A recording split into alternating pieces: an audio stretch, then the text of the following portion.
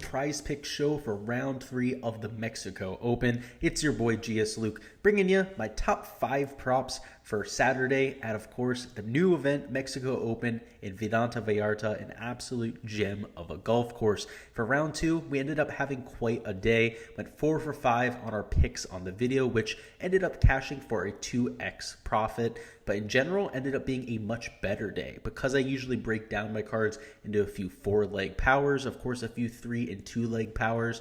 Usually when we hit at least 4 of our props, ends up being a pretty solid ROI. And in terms of today, we had over $600 of entries turn into just over $1,300 in profit. So it was a solid day, even though we didn't hit 5 for 5. Of course, when we do that is when we're taking home over 20, maybe even 25 units on a day. But today ended up being pretty solid for us. Can't complain, and I'm sure a lot of you out there can't complain either. In this video specifically, though, we're going to be previewing Saturday, what we expect here for round 3, and of course, how I'm going to be putting together some of my cards here going into the weekend at the Mexico Open. So with that being said, let's go ahead and hop right on into it. All right, guys, on the screen you can see data golf, and just want to quickly review round 2 to get an idea of what to expect for tomorrow. And the scoring average was a little bit harder than on Thursday. Today, we saw a scoring average of 0.13 shots under par, as opposed to Thursday, where it was 0.72 shots under par. Now, if we go ahead and split this by wave, you can see in the first day, there's around a 2.2 shot difference between the morning and the afternoon, whereas here for round 2, it was closer to a 0.65 shot difference. So, of course, not quite as much polarization between the morning and the afternoon waves as what we saw there for day 1. Hence, we're going to see probably likely similar scenarios here for Saturday as to what we saw here on Friday, where the split isn't all that large. The weather here has been beautiful on Thursday and Friday, and for Saturday, all of the forecasts that I've looked at also projected to be relatively beautiful. So just to give you an idea of what we're looking at, here on Saturday, 2 to 5 miles an hour of sustained winds for much of the morning, which for these players is going to be absolutely ideal. And then in the afternoon, just 7 to 8 miles an hour of winds, which again is absolutely ideal. These players are not going to have any trouble at all with those type of winds, should be able to go out there, play as aggressively as they'd like to. And in terms of the prop board, I'm not expecting weather to be a huge impact. I know for the second round, we really tried to target some of those morning players, which ended up working out. But if you take a look at some of the scores from the afternoon, not just, the greens regulation that guys like Finau, Woodland ended up hitting for us, same thing with Chris Kirk. In the afternoon, there were plenty of 5 and 6 under rounds. In fact, if we go back over here to data golf and sort this by the score here, I'll just show you some of the guys that were playing in the afternoon. So first and foremost, John Rahm was playing in the afternoon. Same thing with Alex Smalley. We also had guys like Patrick Reed, Cameron Champ, Austin Smotherman playing in the afternoon. Just a ton of these guys that shot 5, even 6 under par here on the second round. We're playing in the quote-unquote more difficult of the two conditions. So I know we really looked into it. I probably looked a little bit too much into it here for the second round. But here for round 3, not going to be quite as much of a factor. Just heading over to the board. So we're going to have a 12.5x card as per usual. So 3 guys that we're supporting and 2 guys that will be fading, of course, to try and get the most value. So let's go ahead and start with the guys that I'll be supporting. A little bit different than the usual format here. And I'm going to start it off with Pat Perez at 7.5 fairways hit, which Pat Perez has not had his best stuff off the tee this week. In fact, has been one of the worst players in the field when it comes to driving accuracy. So it's a surprise that he was first off able to make the cut, let alone be in pretty solid position after the first 2 rounds. Today only ended up hitting 5 of his 13 fairways, and on day 1 only hit 7. So that's why the number is as low as it is. But one thing about Prize Picks, and it's nothing against them, right? It's, the normal type of logic that people use is they'll overreact to recent results, right? So a great example of this is Pat Perez's line where typically, if we had no recent form to speak of, he'd probably be priced closer to 8.5, maybe even 9 fairways, because Pat Perez, an extremely extremely passive driver of the ball, but also extremely accurate off the tee. He's not very long. He's only hitting it 280, 290 yards at this point of his career. So it's much more about getting it in the short stuff. It is about getting it out there with distance. And as a result, he hits well above the tour average when it comes to fairway percentage. So the fact that he's way down here at 7.5, the actual average for the field at this point has been 8.6 fairways per round over the first 2 rounds. So somebody at 7.5, if he's going going to average for his career more fairways hit than the PGA Tour average. I have him projected for 9.1 fairways, which is a whole 1.6 fairways more than what the projection is out there, making it one of my favorite plays on the board. So that's the first pick I actually put into all my cards this week. I know he hasn't had the best performance to this point of the week with his off the tee play, but historically, looking at a long-term perspective, he's been an accurate player, and for quite some time at this point. I think a lot of the lines here in Prize Picks are reflective of more like a 1 to 2 round sample size, which you guys have been following golf. Those of you that have been betting on golf for quite some time know you can't overreact to 18 or even just 36 holes from a specific player. Guys are going to turn it around. They're going to have a lot of that inherent volatility with a sport like golf. So just make sure you're not fooled by that at times. So another pick that actually got changed like that, we're not going to talk about the pick now, is Kevin Na, right? He's at 13.5 greens, which is among the elite of the elite in the field. I mean, tied with guys like a Tony Finau, Gary Woodland, just 0.5 less than Jon Rahm. And in reality, Kevin Na, right about an average tour player in terms of his greens regulation. And the average player at this field is hitting 12.8 greens, right? So at 13.5, that is well juiced up. And that's because he's had such a good start to the tournament where he hit 15 greens today, hit 13 there on day one. So it's just skewing some of these numbers. So that's the same thing that's happening with a Pat Perez. We'll talk about Kevin Na's number a little bit later on. You should try and take advantage of those situations. But going over to the birdie or better props that I'm taking a look at, the first one we're going to talk about is going to be Aaron Wise. So I have him here at 4 birdies or better, I'm taking the over on it. And a lot of it comes down to his ball striking. The guy is one of the best ball strikers in the field, gaining a ton of strokes off the tee, ton of strokes with his approach play.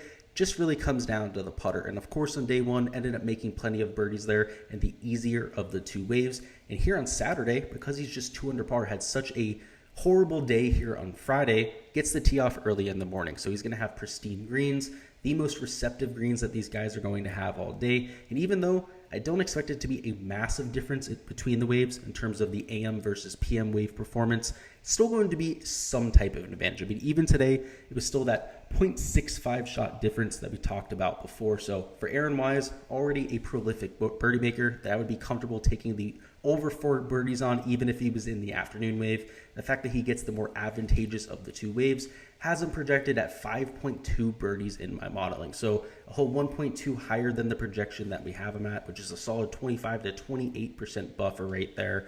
More than enough for some of these contests and, of course, for some of our cards here on Saturday.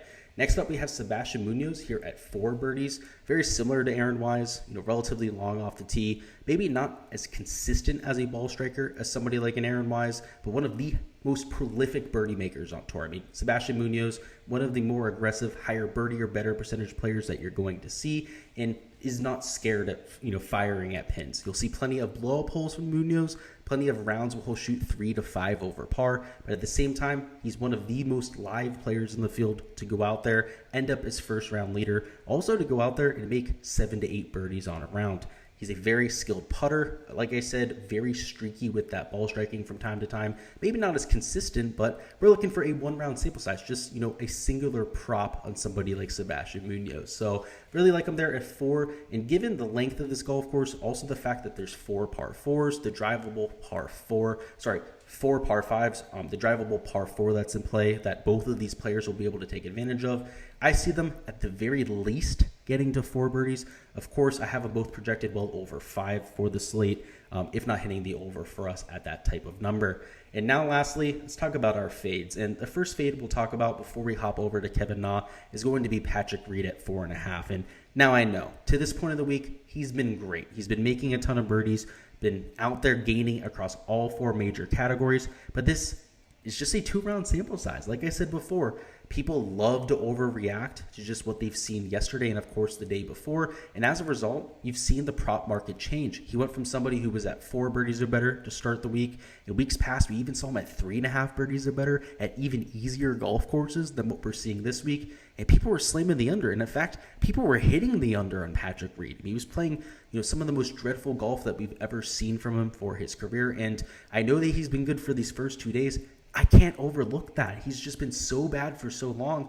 I'm just expecting it to all fall apart at some point. And even though he's been playing good golf, I have a hard time projecting him for more than 5 birdies, right? Even if he's gaining across all 4 categories, he's never going to be the most stout player off the tee. He's going to have to gain a ton of strokes with the putter. And if there's anything that can come and go on the PGA Tour, it's gaining a ton of strokes with the putter. Where to this point of the week, he's gained over 3 strokes to the field with his putter and gained over 2.8 strokes to the field with around the green play. So that's, of course, his strong suit. But to rely on that round to round to put up a ceiling performance and to get to 5 birdies, that's damn near close to a ceiling performance. Not necessarily something I think is repeatable or, of course, sustainable going forward. You're going to see some type of a middling performance from Patrick Reed sometime soon. So why not here for round 3? I mean, we've seen a lot more middling rounds of late than good rounds for Patrick Reed over these last 2-3 months. So even though he did have a good, solid start to this golf tournament, not somebody that I have a whole lot of faith in. And along those same lines, we have Kevin Na, right? He's at 13.5 greens in regulation. Hit 15 today, was absolutely stellar with the ball striking, but he's overpriced. He should be closer to 12.5 greens on this slate. And even though he's had the solid start to the tournament, somebody I'm willing to take a fade on, just assuming that he regresses back to his mean. Of course, he deals with distance issues, so kind of like a Patrick Reed. Another reason why I like the fade here is he's not the longest player off the tee. For Patrick Reed to make birdie on some of these 500-yard par 4s, he's going to have to hit a perfect hybrid, maybe even 3-wood into some of these greens. Same thing with Kevin Na, and for us to hit the under at 13.5, all he has to do is miss 5 greens. There's 5 par 4s over 500 yards. There's, of course, a few other tough par 3s. One of them is over 220 yards, let alone the fact that you're not going to hit every single easy-to-hit green, right? You're going to hit a bad shot from time to time. Kevin Na, I've projected for 12.1 greens, which is a whole 1.4 less than his projection. Now, I know it's at 13.5, so it's a less percentile change than something like what we had there with Pat Perez, but it's one of the more confident stances that I've had for quite some time. I mean, to get to 13 greens in regulation is a feat for most golf courses. To get to 14 or higher means you're playing absolutely flawless golf. I mean, even Jon Rahm here at 14, now I don't have the balls to fade him. That's an outrageously high number. I mean, even 13.5, right? I know we ended up taking some of the overs on some of these guys at 13 yesterday. It's still a tough number to get over 13.5. I mean, to only miss 4 greens on a day, it means you're hitting every single green opportunity that you should. It also means that you're driving the ball well. And this is the huge thing with Kevin Na. Also for why we, ended up fading Tringale today. Tringale's off the tee play was perfect. That's why he hit 14 greens. For Kevin Na to hit 14, 15 greens, he's going to have to be absolutely perfect off the tee because he's so much shorter than the rest of the field. He's not going to be in that same position as everyone else, right? He's going to have 200-plus yard shots into those 500-yard par 4s. He's going to have hard shots into those par 3s. He's hitting, a club like a 5-iron as opposed to something like a 7-iron for the rest of these players. So somebody that I'll be fading here, I know that they've gotten off the 2 hot starts, but that's also why we're getting the lines that we are, right? I wouldn't be fading Kevin Na at 12.5 greens regulation, right? It just wouldn't make sense. That's about what he does on average. If anything, because of how he's playing, we'd be taking the over there, right? Same thing with Patrick Reed. If he was at 4 birdies or better, that'd be a completely different story than 4.5. I mean, 4, I think, is realistic for somebody like a Patrick Reed, but if he makes 4 birdies, we end up winning here, right? So just understand that a lot of the hype that has started over the first 2 weeks for these guys, that has been a culmination of their success, is why we're able to fade them here for Saturday. So that's the card that I'll be going with. Of course, like I mentioned, this will be my 5-leg card, but I'll have plenty of 4-leg powers, particularly with these 3 overs that I'm taking. They are the most confident of the bunch that I have, but also a few where I'm mixing in, one of these unders, right? But of course, you get a little bit of extra value on golf when you're doing so, even with some of these power plays that you're entering, and diversifying your card is always a good idea, no matter what site of DFS that you're playing. All right, guys, that's all I've got here for the round 3 prize picks preview. Before you hop on out of here, go ahead and let me know down in the comments what your favorite prop on the board is, whether it was something that I had on my card or completely off my radar. I'd love to hear from you guys, so make sure you go ahead and let me know that down below.